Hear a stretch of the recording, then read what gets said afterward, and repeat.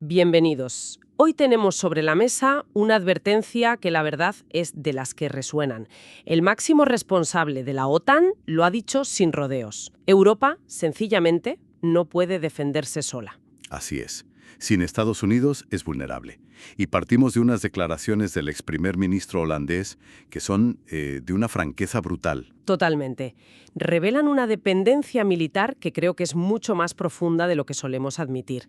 Así que hoy vamos a meternos a fondo en esto. Vamos a desgranarlo. ¿Es una llamada de atención realista?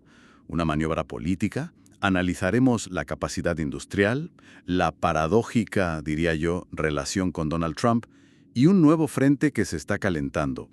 Y mucho. El Ártico. Y es que, claro, estas declaraciones no surgen en el vacío. Aparecen en un momento de tensión global máxima donde la idea de la autonomía estratégica europea está en boca de todos. Pero choca con la realidad. Choca con una realidad muy tozuda. Lo que vamos a ver es que esta dependencia va mucho más allá del dinero. Tiene que ver con las fábricas, con la capacidad de producir munición, con una diplomacia casi de funambulista y con cómo el deshielo está redibujando el mapa de la seguridad. Vale, pues entremos en materia. La advertencia central es durísima. Dice, y cito textualmente, que una fuerza de defensa puramente europea complicará las cosas. Creo que a Putin le encantará, así que piénsenlo de nuevo. No deja mucho margen. No, desde luego. Pero aquí me surge la primera duda. Cuando hablamos de esta dependencia, ¿de qué estamos hablando exactamente? Porque en Europa hay ejércitos muy capaces, hay tecnología a punta. A simple vista cuesta un poco entenderlo. Es una pregunta clave, porque el instinto te dice que algo no cuadra. Y la respuesta, según apuntan estas fuentes, no está tanto en los cuarteles generales. Sino los polígonos industriales. La dependencia es, ante todo, material, logística. Y se nos da un ejemplo que lo ilustra perfectamente. La ayuda a Ucrania. La Unión Europea ha movilizado un paquete de ayuda gigantesco, de unos 90.000 millones de euros, si no me equivoco. Exacto. O sea, hay voluntad política y hay dinero. El dinero está ahí. Entonces, ¿dónde está el problema? El problema es que, y esto es lo fuerte, la industria de defensa europea no puede en este momento proporcionar ni siquiera una pequeña parte de lo que Ucrania necesita para defenderse hoy. ¿Eso es un mazazo de realidad? Es tremendo. Y no es por falta de conocimiento o de tecnología, Es porque durante décadas las líneas de producción europeas se han optimizado para tiempos de paz. Están diseñadas para fabricar series cortas, sistemas muy sofisticados, muy caros. Cazas, fragatas. Ese tipo de material, justo. No están preparadas para la producción masiva y sostenida de material de desgaste, como la munición de artillería, que es lo que devora un conflicto como el de Ucrania. Pero un momento, ¿de verdad la industria europea es tan débil? Es que estamos hablando de gigantes como Airbus, Thales, BAE Systems. Cuesta creer que no puedan, reconvertirse y producir lo que hace falta. Lo que falla es el tiempo y la estructura. A ver, reactivar o construir una línea de producción masiva para algo como la munición de 155 milímetros lleva años, no meses. Claro, no es como apretar un botón. Para nada. Requiere maquinaria específica, cadenas de suministro que se habían abandonado, personal cualificado. Y además la industria europea está muy fragmentada. Cada país protege a sus campeones nacionales.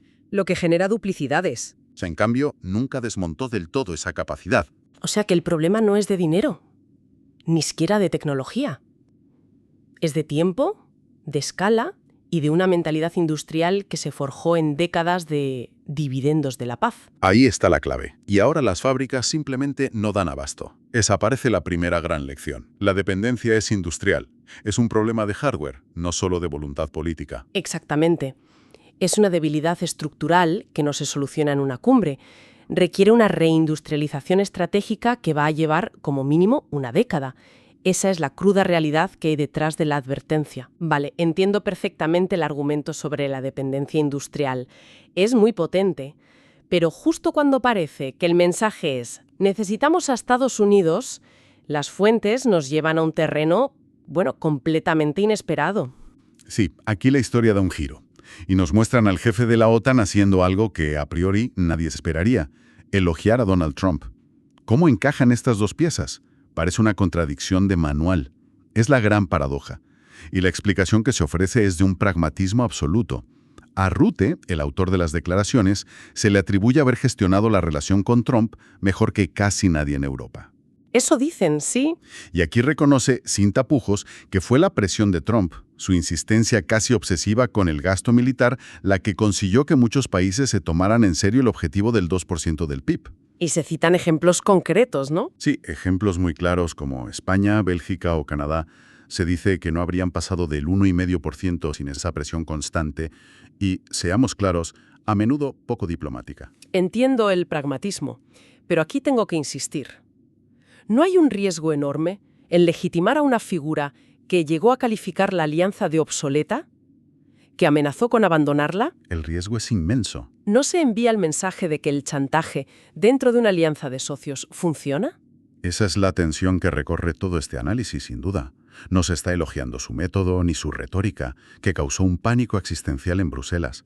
Se está reconociendo fríamente un resultado. Ya veo. La lógica parece ser: su estilo casi rompe la baraja, pero el resultado es que ahora la alianza está en gasto, más fuerte y mejor repartida.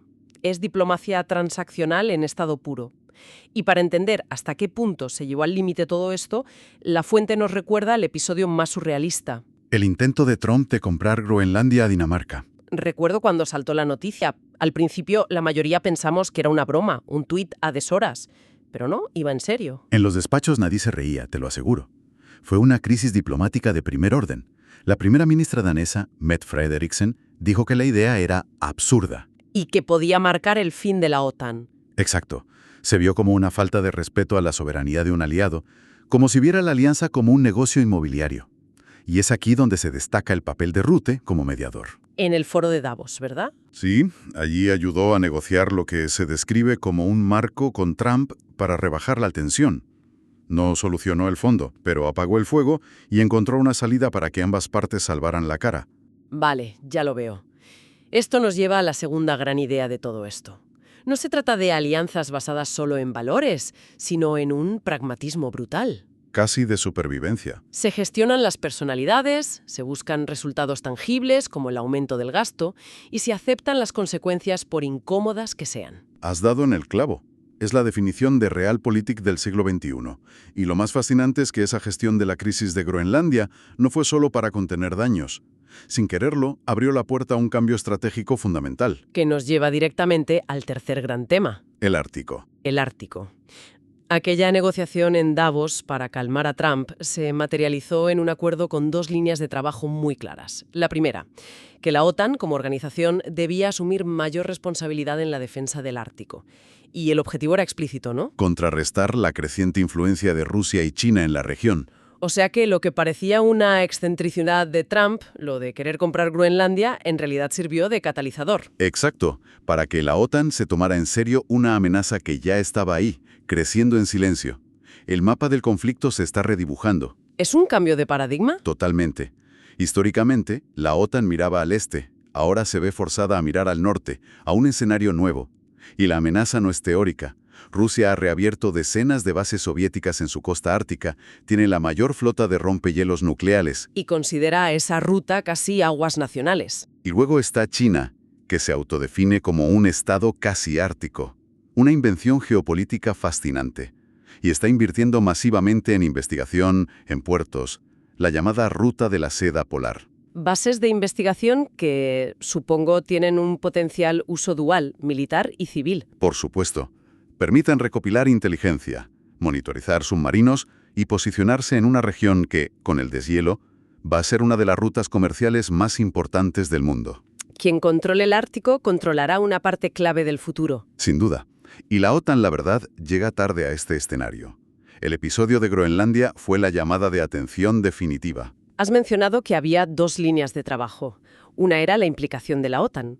¿Cuál era la segunda? La segunda era que se iniciaran negociaciones directas entre Dinamarca, el gobierno autónomo de Groenlandia y Estados Unidos. Y esto es diplomáticamente muy sutil, muy importante. Muestra los límites del poder del secretario general.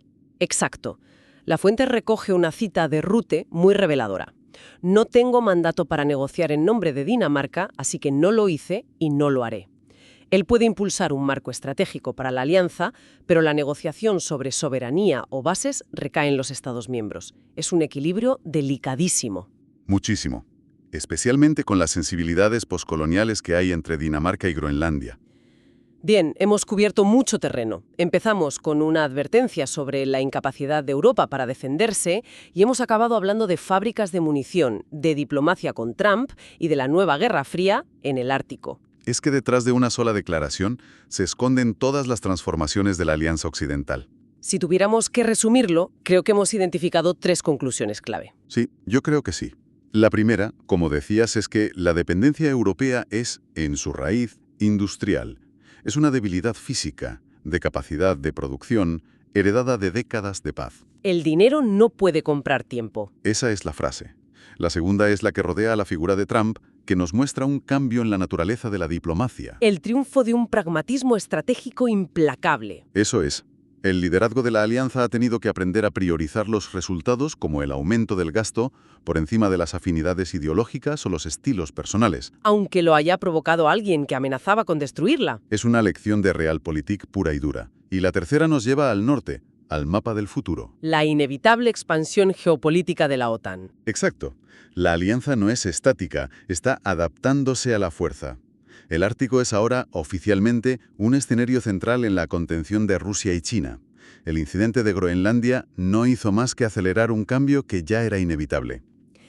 Queda clarísimo cómo una sola frase, un titular, nos abre la puerta a debates mucho más profundos sobre el futuro de la seguridad europea, la relación transatlántica y los nuevos mapas del poder.